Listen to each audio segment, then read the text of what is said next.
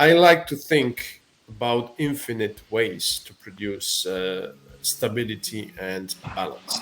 So, of course, according to the different tactical situations, I like to think about your center of mass projected into your foundation. In every movement that you produce on court, you as a player playing a forehand in a neutral stance or in a semi-closed stance or in a closed or open stance or whatever. So your goal is to produce with your body stability and balance, because if your body is balanced, is well stable, let's say, or stable enough, then the brain can think, makes decisions the right way.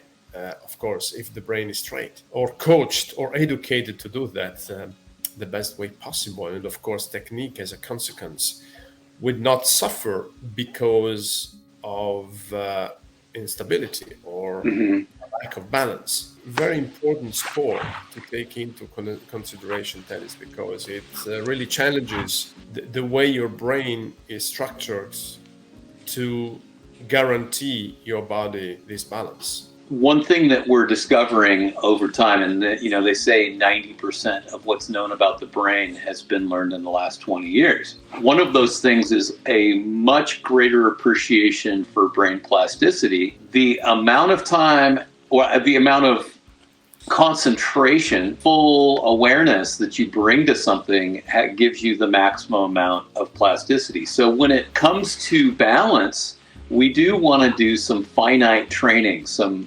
isolated training of balance. One of the top visual experts in the world recommends that we allow children to climb trees and to walk on narrow ledges, to have these various balance and visual challenging situations. One thing I do with small kids is I have these semicircular cones that are a little bit slippery, and I put them on the ground and they have to walk on top of the cones. They'll support up to about 120, 130 pounds, but so you don't want to do with too large of children, right? It's a pretty challenging thing for them to stay balanced on there.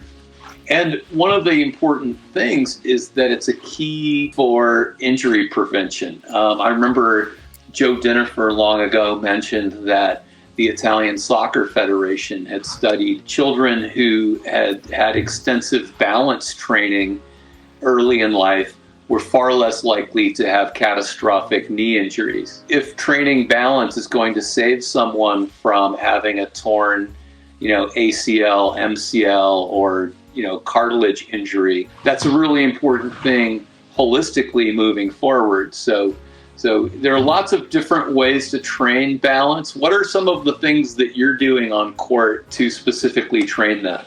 With progressions. So I like very much when players come from different experiences of balance. So I like very much when these kids, for example, they not only play tennis, but used to go ski, for example, or had some other experience playing other sports, climbing, for example, living on the countryside or living on the mountains.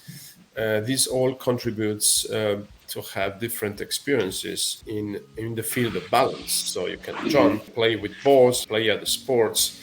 So this all, of course, makes these experiences very, very generic and very general. So the more experienced I am, of course, and probably the more experienced I will be when I play tennis, so on court specifically. So what I like to do is to educate people with progressions, study with static balance, and this is crossover. So this is valid for all age groups and for all levels of play.